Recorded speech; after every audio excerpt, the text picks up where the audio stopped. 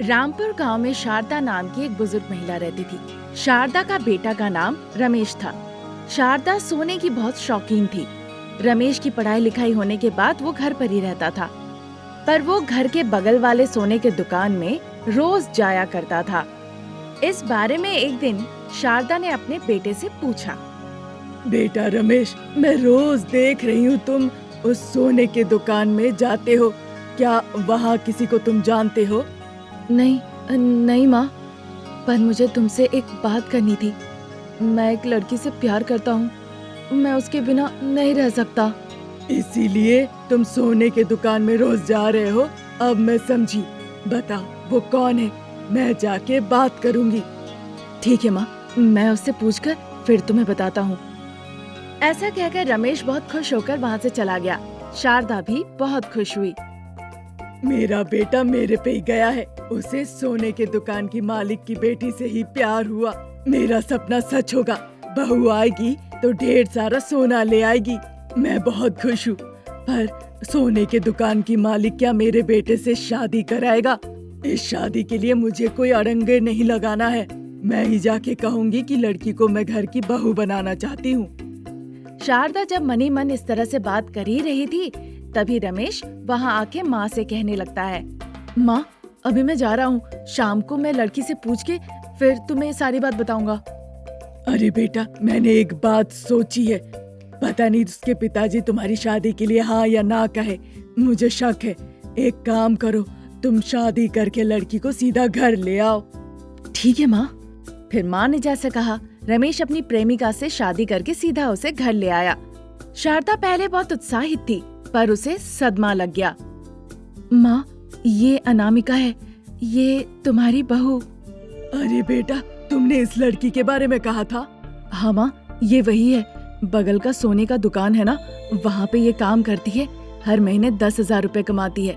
ये काफी दिनों से है वहाँ। हम 2 साल से एक दूसरे से प्यार करते हैं। मैं सोच रहा था पता नहीं तुम तैयार होगी कि नहीं, पर तुमने खुद कह दिया कि जाके इस लड़की से शादी कर लो। मैं किसी भी हालत में इसी से शादी करना चाहता था। मैं बहुत खुश हूँ माँ। हमें आशीर्वाद दीजिए माँ जी। बहुत हो गया। अरे, मुझे अगर पता होता तुम इससे शादी करोगे तो मैं कभी तैयार नहीं होती। मुझे लगा था सोने के दुकान के मालिक की बेटी से शादी करना चाहते हो, पर पता नहीं था तुम वहाँ की कर्मचारी से शादी करोगे।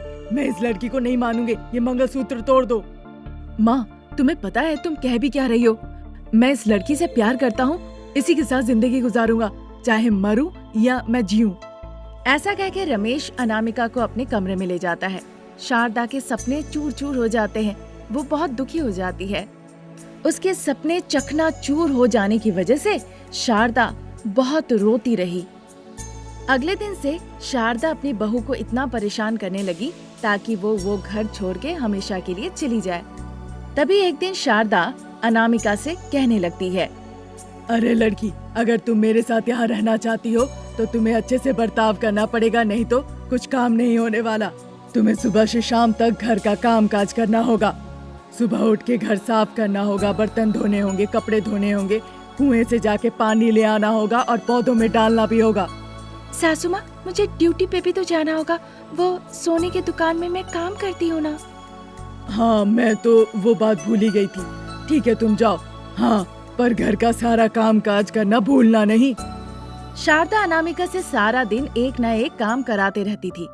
सारा दिन वो अनामिका से इतना काम करवाती थी कि वो बहुत ज्यादा थक जाती थी। सोने के दुकान में वो ठीक से काम नहीं कर पाती थी क्योंकि वो रात को ठीक से सोती भी नहीं थी। रमेश को इस बात की कोई परवाह नहीं थी। रमेश को इस बात का एहसास ही नहीं था कि शारदा उसकी पत्नी को परेशान कर रही है। एक दिन अनामिका सासू माँ की इन हरकतों की वजह से फूट फूट के रोने लगती है। ठीक उसी वक्त एक भिखारी वहाँ पे आता है। उस भिखारी को अनामिका पेट भर के खाना खिलाती है। वो भिखारी अनामिका को धन्यवाद कहता है और उसे एक उपहार देता है। देखो बेटा, हिमालय के एक ऋषि ने ये पानी दिया है। ये पानी जहाँ छिड़कोगी वहाँ सोना होगा, पर ये पानी तुम एक ही बार छिड़क सकती हो। अगर ये पानी खत्म हो गया फिर नहीं मिलेगा, इसीलिए तुम सावधानी पूर्वक इस्तेमाल करना, सब ठीक होगा। भिखारी के हाथ से वो पानी लेकर अनामिका सोचने लग जाती है। अनामिका सोचती है वो पानी वो अपने बालों में छिड़केगी ताकि सारे बाल उसके सोने के हो जाए। जैसे जैसे उसके बाल बढ़ते रहेंगे वैसे वैसे उसे सोना भी मिलता रहेगा। और ऐसा सोचकर अनामिका ने हिमालय के स्वामी जी के दिए हुए पानी को अपने बालों में छिड़क लेती है और बाल सोने का हो जाता है। अनामिका को देखकर शारदा आश्चर्य हो जाती है। ये क्या हुआ? तुम्हारे बाल सोने के कैसे हो गए? हाँ माँ जी, ये पूरे सोने के हैं। आपको सोने से बहुत प्यार है ना, और मुझे आपके बेटे से बहुत प्यार है। मुझे इस घर में खुशी चाहिए थी, इसीलिए इस पानी को मैंने अपने बालों में छिड़क लिया। एक भिखारी ने मुझे ये दिया था। अब आपको जितना सोना चाहिए आप ले सकती हैं। हाँ बेटा, मैंने तुम्हें बहुत दुख दिया है, मुझे माफ कर दो। मेरे इस सोने की पागलपन की वजह से मैंने कष्ट दिया। अब मैं तुम्हें कोई कष्ट नहीं दूंगी, अपनी बेटी की तरह रखूंगी। इस तरह शारदा अनामिका के बीच में प्यार हो जाता है। शारदा बहू के सोने के बाल लेकर जाके अपना जेवर बनवाती है। अनामिका के जैसे जैसे सोने के बाल बड़े होते थे वो उसे काटते थे और ले जाके बेच देते थे। इस तरह सास बहू मिलके सोने का व्यापार भी शुरू कर देती है और बहुत अच्छे पैसे कमाती है। इस काम से वो बहुत खुश थे। सास बहू सोने के बाल की मदद से बहुत अमीर हो जाते हैं और इस तरह दोनों को खुश देखकर रमेश भी बहुत खुश होता है। एक गांव में शारदा नाम की एक सासू माँ रहती थी। उसकी बहू का नाम था अनामिका। अनामिका के पति एक छोटा सा व्यापार करके अपना परिवार का देखभाल किया करता था। अनामिका की एक बेटी थी, उसका नाम था चांदनी। अनामिका को हमेशा उसकी सासू माँ परेशान करती थी, क्योंकि खुद की सासू माँ ऐसा काम करती थी, इसीलिए अनामिका किसी को बता नहीं सकती थी, पर अंदर ही अंदर वो बहुत उदास रहती थी। अरे, आज सुबह से तुम वही सब काम कर रही हो जिससे मुझे बहुत परेशानी होती है। अगर मुझे गुस्सा आ गया ना, फिर तुम देख लेना। अब मैंने क्या कर दिया? आपने जो कहा वही काम तो कर रही हूँ। अपना मुंह बंद रखो और जाके चाय ले आओ।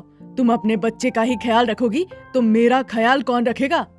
सुबह से देख रही हूँ तुम बस अपनी बेटी का ही ख्याल रखे जा रही हो। तुम्हें क्या लगता है मुझे कुछ समझ में नहीं आता? हाँ? अरे, ये क्या कह रही है सासू माँ? ऐसा मैं क्यों करने जाऊँ? अच्छा, आपको चाय चाहिए ना? मैं अभी आपके लिए ले आती हूँ। अनामिका सासू माँ के लिए चाय बनाने वो किचन में चली जाती है। तभी चांदनी भूख के मारे रोना शुरू कर देती है। माँ, मुझे भूख लगी है, मेरा पेट दर्द हो रहा है, मुझे जल्दी से कुछ खाने को दो। अरे चिंता मत करो, अभी मैं तुम्हें कुछ खाना देती हूँ और खिला भी देती हूँ, ठीक है? अनामिका अपनी बेटी के लिए खाना ले आकर खिलाने लगती है और वो इस काम में बिल्कुल खो जाती है। उसके बाद जाके वो बर्तन धोने लगती है। वो बिल्कुल भूल जाती है कि सासू माँ के लिए उसे चाय ले जाना था। काफी देर तक शारदा बस चाय के लिए इंतजार करती रही। काफी देर तक जब उसे चाय नहीं मिलती है तो शारदा को बड़ा गुस्सा आता है। फिर बहू पे वो जहर उगलने लगती है। ये क्या तेवर है? मैंने आधा घंटे पहले तुमसे कहा था चाय लाने, अभी तक तुम नहीं लाई। तुम समझती क्या हो मुझे? ऐसा कहते कहते शारदा का गुस्सा और तेज हो जाती है। वो अनामिका के दोनों गालों पे थप्पड़ लगा देती है। अनामिका पे जैसे दुखों का पहाड़ टूट पड़ता है। सासू माँ, मुझे माफ कर दीजिए। चांदनी बहुत भूखी थी, मैं उसे खिलाने गई तो भूल गई। मुझे इस तरह से मत मारिए, मैं ऐसी लड़की नहीं हूँ कि आपको इस तरह से दुख पहुँचाऊंगी। क्या कहा? तुम्हारी ऐसी बनावटी बातें सुनने के लिए यहाँ कोई नहीं है। तुम्हारी गलती है और तुम उस नन्ही बच्ची पर सारी गलती चढ़ा रही हो। अब बस रुको तुम, फिर देखो मैं क्या करती हूँ। शारदा चम्मच के डंडे को आग में डालती है और उससे अनामिका के हाथों को जला देती है। अनामिका जलन बर्दाश्त ना कर पाने की वजह से जोर जोर से चिल्लाने लगती है। तब तक रमेश वहाँ जाता है। रमेश अपनी पत्नी को देखकर भाग के उसके पास जाता है। अनामिका जोर जोर से रोने लगती है। माँ, अनामिका ने ऐसा क्या किया? अनामिका, तुम बताओ, तुमने क्या किया है ऐसा? अरे, ये महिलाओं की बात है, तुम इसके बीच में मत घुसो, समझे? जाओ यहाँ से, तुम्हारी जरूरत नहीं है। ऐसी बात नहीं है माँ, अनामिका ऐसे रो रही है तो मैं कैसे ठीक रह सकता हूँ? तुम जो भी कर रही हो ठीक नहीं कर रही हो। बच्ची भी सहमी हुई है, बच्ची के सामने तुमने ये सब क्यों किया माँ? मैंने तुमसे कहा ना, यहाँ तुम्हारी जरूरत नहीं है। ऐसा कह के रमेश वहाँ से चला जाता है। अनामिका अपनी सासू माँ की हरकतों की वजह से बहुत परेशान रहने लगती है। अनामिका को देखकर उसकी बेटी चांदनी उसके गले लग के रोने लगती है। वो दिन निकल जाता है। अगले दिन रमेश बहुत गुस्से से घर आता है। आते ही वो अनामिका पर चिल्लाने लगता है। अनामिका, अनामिका, अनामिका, यहाँ जल्दी आओ। क्या हुआ जी? मैंने तुम्हें कहा था ना मेरी 2 जोड़ी कपड़े आयरन करना, तुमने नहीं किया। पता है मेरी मीटिंग है। अरे मैं बिल्कुल भूल गई, अभी के अभी कर देती हूँ जी। हमेशा से ही तुम कभी मेरी बात नहीं मानती हो। आज मुझे बिना इस्त्री का ही पहन के जाना पड़ेगा। क्या कहते हो? मेरा 4 हाथ है। एक तरफ बच्चे का ख्याल रखना होता है, एक तरफ पूरा घर संभालना होता है। आप ही बता दो मैं क्या करूं? बहुत हो गया। ऐसा मत कहो कि तुम ही अकेले घर का सारा काम करती हो। कभी कभी लगता है माँ की बातें सच है। वो हमेशा कहती है कि तुम बहुत बड़ी कामचोर हो। मैं ही अपने आँखों में प्यार की पट्टी बांध रखा हूँ। आप मुझसे इस तरह से क्यों कह रहे हैं? मैंने क्या गलती की है? अब तुम कुछ मत कहो, मैं जा रहा हूँ। रमेश के जाने के बाद अनामिका बहुत दुखी हो जाती है। जल्दी से भगवान के पास जाके प्रार्थना करने लगती है। ईश्वर, आपने मुझे ऐसी जिंदगी क्यों दी? मैंने क्या किया है? मैं अकेली व्यक्ति हूँ और इतना काम करती हूँ। मुझे ऐसी जिंदगी नहीं चाहिए।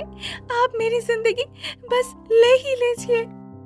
जब अनामिका ऐसा कह ही रही थी, वो अचानक से अपने शरीर में कुछ ऊर्जा महसूस करने लगती है। अनामिका के हाथ बहुत बड़े हो गए। ये देखकर अनामिका बहुत खुश हो गई। वो उत्साहित थी कि अब उसका काम जल्दी होगा। उसके बाद से ही अनामिका अपना घर का सारा काम जल्दी जल्दी करके खत्म कर देती है। तभी अनामिका को एक बात पता चलती है। उसे पता चला कि वो गर्भवती है। वो इस बारे में अपनी सासू माँ और पति को बताती है। अब गर्भवती कहकर तुम काम से बचना चाहती हो ना? ये सब मेरे साथ नहीं चलने वाला। नहीं सासू माँ, आप जितना काम बोलेंगी मैं सब कर दूंगी। आप बिल्कुल दुखी मत होइए। हाँ हाँ, देख लेंगे। बस मुंह नहीं, कभी कभी हाथ भी चला लिया करो। ऐसा कहकर शारदा गुस्से से वहाँ से चली जाती है। रमेश भी अपने काम में व्यस्त हो जाता है। अपनी जादुई हाथों के मदद से अनामिका अपनी बेटी का ख्याल रखती थी। एक तरफ सब्जी काटा करती थी और दूसरी तरफ अपनी सासू माँ की जरूरतों का भी ख्याल रख के सारा काम निभाती थी। सिर्फ इतना ही नहीं, अपना पति का कहा हुआ सारा काम भी अनामिका कर देती थी। आजकल अनामिका सारा काम जल्दी जल्दी निपटा लेती है। ये सब देखकर शारदा और रमेश बड़े हैरान रहते हैं। कुछ दिन निकल जाता है। अब अनामिका पूर्ण गर्भवती है। अनामिका अपने मायावी हाथों से बच्चे को जन्म भी देती है। अनामिका को देखकर शारदा रमेश दोनों आश्चर्य हो जाते हैं। ऐसा कि अनामिका को देखकर वो दोनों डर जाते हैं। अनामिका बेटा, मुझे माफ कर देना। इतने दिनों से मैंने तुम्हें बहुत परेशान किया, मुझे माफ करो। अनामिका, मैंने भी इतने दिनों से तुम्हें बहुत परेशान किया, मुझे माफ कर दो। अपने पति और सासू माँ में ये परिवर्तन देखकर अनामिका बहुत खुश होती है।